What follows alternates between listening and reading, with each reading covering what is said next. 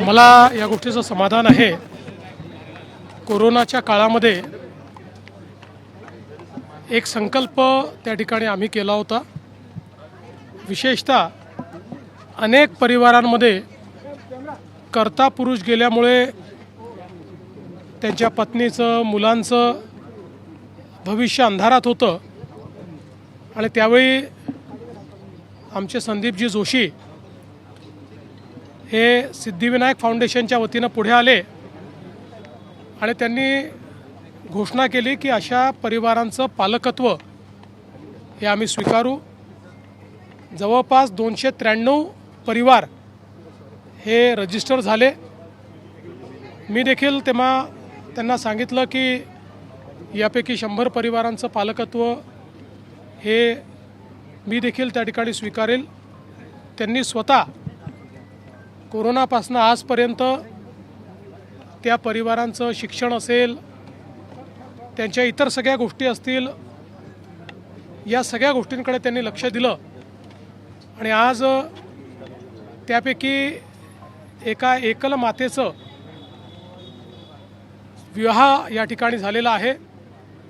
प्रीती ही जी आमची मुलगी आहे तिचा विवाह आज शिवम यांच्यासोबत झालेला आहे आणि पुढच्या काळामध्ये जवळपास या सगळ्या परिवारांमध्ये मिळून 300 मुली आहेत। त्या सगळ्यांचा विवाह होतपर्यंत ही सगळी जबाबदारी संदीपजींच्या नेतृत्वात आम्ही स्वीकारलेली आहे। आज या विवाहाचं अतिशय समाधान आहे, कारण अतिशय कमी वयामध्ये अशा प्रकारच्या घटनेला प्रीतीला सामोरं जावं लागलं आणि आज एक स्थैर्य त्यांच्याही जीवनात येतं आहे, ही आनंदाची गोष्ट आहे।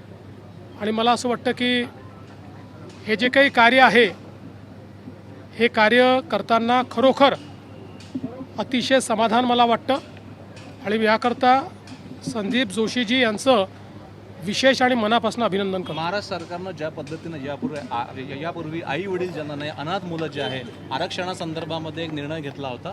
कोविडमध्ये जे लोक अनाथ मुलं असतील त्यांच्या आरक्षणासाठी महाराष्ट्र सरकारनं ज्या पद्धती योजना आणली आहे त्या संदर्भात काय सांगा? महाराष्ट्र सरकारने अनाथ मुलांकरता 1% आरक्षण हे त्या ठिकाणी दिलेलं आहे आणि आता मोठ्या प्रमाणात त्यातनं नियुक्त्या होत आहेत आणि ही पण समाधानाची बाब आहे की अतिशय गरीब, अनाथ आणि अनेक वेळा तर अनाथ आश्रमातच ज्यांना राहावं लागतं, नातेवाईक देखील कोणी काळजी घ्यायला नाही, अशीही मुलं आणि मुली ज्यावेळी मेहनत करून परीक्षा देऊन या आरक्षणामुळे त्यांना संधी मिळते आणि सरकारी नोकरीमध्ये ते जातात, ते बघितल्यानंतर खरोखर मनाला समाधान होतं। मध्यंतरी अशा काही आमच्या मुलामुलींचं एक मी संमेलन देखील घेतलं होतं आणि त्यांची प्रत्येकाची जी कथा होती ही अतिशय प्रेरणादायी होती। संघर्षातनं माणूस काय करू शकतो हे पाहताना मला खूप समाधान वाटलं। मंथन और युवा समिति ने ठराव पारित किया है जिसमें उन्होंने कहा है कि वंदे मातरम के 2 ही पैरा अब उनके कार्यक्रमों में गाए जाएंगे। देखिए, ये संविधान विरोधी इस प्रकार का निर्णय है। इसका कारण अब भारत में अंग्रेज़ों का राज नहीं है और भारत में स्वतंत्र भारत के संसद ने जो निर्णय लिया वो निर्णय संवैधानिक होता है और स्वतंत्र भारत के जो हमारी पार्लियामेंट है उसने लिए हुए निर्णय को हम नहीं मानेंगे, गुलामी की परंपरा को कायम रखेंगे। हम हमेशा कहते थे ये मानसिक गुलाम है, इन्होंने अपनी मानसिक गुलामी और संविधान की खिलाफत, ये दोनों चीज़ें इससे हमारे सामने प्रस्थापित की। केंद्रीय मंत्र्यांनी आता दर आठवड्याला किंवा ठराविक कालावधीनंतर विद्यापीठांमध्ये जावं, जेनझीन सोबत संवाद वाढवण्याचा एक प्रयत्न केला। मला असं वाटतं की हे अतिशय चांगला निर्णय आहे। शेवटी आपली जी विद्यापीठं आहेत ही आपलं भविष्य निर्माण करणारी केंद्र आहेत आणि अशा प्रकारचा संवाद झाला तर शासन काय करतं आहे, देशाची दिशा काय आहे, जगाची दिशा काय आहे, ही आपल्याला विद्यार्थ्यांपर्यंत पोचवता येईल आणि विद्यार्थ्यांचे आशा आकांक्षा अपेक्षा आणि स्पंदनं ही त्या ठिकाणी फर्स्ट हँड आपल्या मंत्र्यांना देखील समजतील एक चांगला उपक्रम. टीडीआर प्रकरणामध्ये आपण आपल्याकडे स्वाधिकार घेऊन कोर्टामध्ये काही याचिका दाखल करण्यासंदर्भात काही विचार आहे का सरकार? कुठला विषय? टीडीआर प्रकरण कुठलं? सर 92 लाख लाडक्या बहिणी ज्या अपात्र ठरणार आहेत. असं आहे, या संदर्भात यापूर्वीही क्लॅरिफिकेशन आलं आहे. रोज तीच बातमी काही लोक देतात, पुन्हा त्याच चर्चा करतात. पुन्हा एकदा सांगतो, त्याचे नियम आणि निकष होते, त्याची तपासणी CAG करतं. एकही पैसा नियम आणि निकषाच्या बाहेर जाऊन देता येत नाही. आपण योजना सुरू केल्यानंतर कोणाला त्रास होऊ नये म्हणून योजना सुरू केली, कारण इतक्या मोठ्या प्रमाणात तपासणी करणं हे महिन्यात 2 महिन्यात 4 महिन्यात शक्य नव्हतं. त्यानंतर आपण तपासणी सुरू केली. KYC हा त्यातला महत्त्वाचा मुद्दा होता. ज्या लोकांच्या लक्षात आलं की आम्ही नियमाच्या बाहेर त्या ठिकाणी लाभ घेतलेला आहे, त्यांना वारंवार संधी देऊन त्यांनी KYC केलं नाही.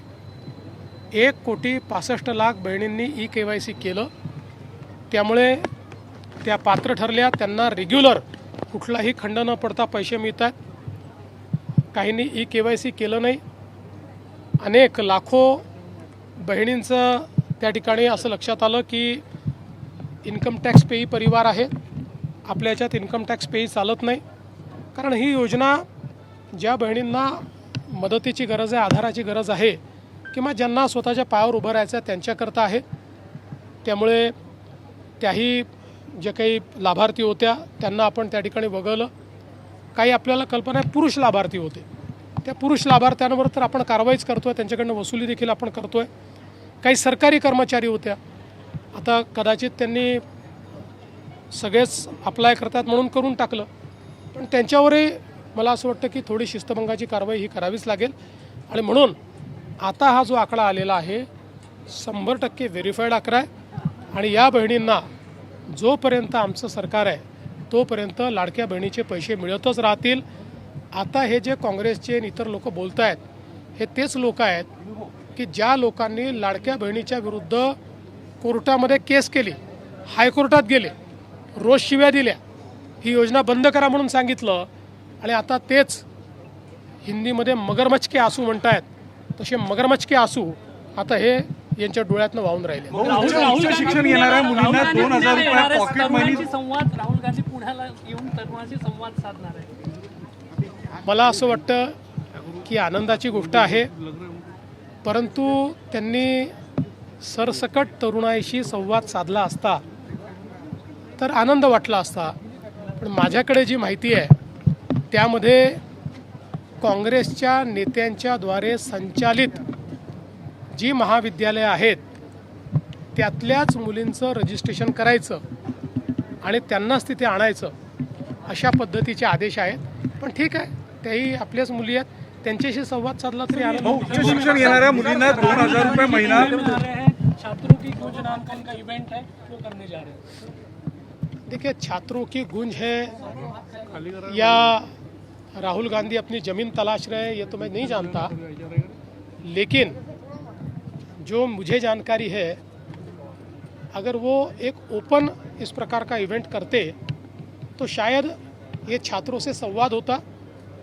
अभी पूना और पूना के आसपास जितनी कांग्रेसियों की संस्थाएं हैं, शिक्षा संस्थाएं, उन संस्थाओं की ही लड़कियों को रजिस्टर करना, इस प्रकार का आदेश दिया गया है. उनका ही रजिस्ट्रेशन करके उनको ही वहाँ पर एंट्री मिलने वाली है. तो कुल मिलाकर एक कंट्रोल्ड एनवायरनमेंट में ये कार्यक्रम होने वाला है. और जो आइडियोलॉजी को मानते हैं ऐसे ही लोग वहाँ आए, ऐसा प्रयास होने वाला है. इसलिए छात्रों की गूंज हम इसको कहेंगे, लेकिन उसके साथ साथ कांग्रेसियों के माध्यम से जिनको बुलाया गया उनके साथ ये मोनोलॉग है, ऐसा मैं कहना चाहूँगा. सरकारी भूखंड वाटपाचा मोकळा झाला, त्यावर नवीन धोरण बंदी उठवली आहे. नाही, मला माहित नाही कुठली बंदी. संदर्भात काय सांगाल? काँग्रेसने ठराव केलेला आहे. काँग्रेसची गुलामगिरीची मानसिकता आणि संविधानाचा विरोध हा स्पष्ट झालेला आहे. खरं म्हणजे हा काही इंग्रजांचा भारत नाही. भारतरत्न डॉक्टर बाबासाहेब आंबेडकरांनी संविधान तयार केलं. या संविधानाने लोकसभा आणि राज्यसभा पार्लमेंट तयार केली आणि या संविधानाने सांगितलं की संविधानाचं पालन म्हणजे काय, तर लोकसभा आणि राज्यसभेने तयार केलेला कायदा हा पाळणं म्हणजे संविधान पाळणं आहे.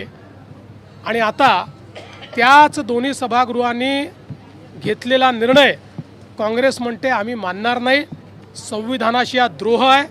भारतरत्न डॉक्टर बाबासाहेब आंबेडकरांच्या विचारांची हा द्रोह आहे. आणि खऱ्या अर्थानं गुलामगिरीची मानसिकता हे अजूनही इंग्रजांच्या गुलामगिरीच्या मानसिकतेमध्ये आहे. ही गुलामगिरीची मानसिकता आहे, मतांचं लांगुल चालन आहे आणि खऱ्या अर्थानं या देशाचा जो विचार आहे त्या विचारांची हा द्रोह आहे. सर भाऊ, तुम्ही पॉकेट मनी संदर्भात काही निर्णय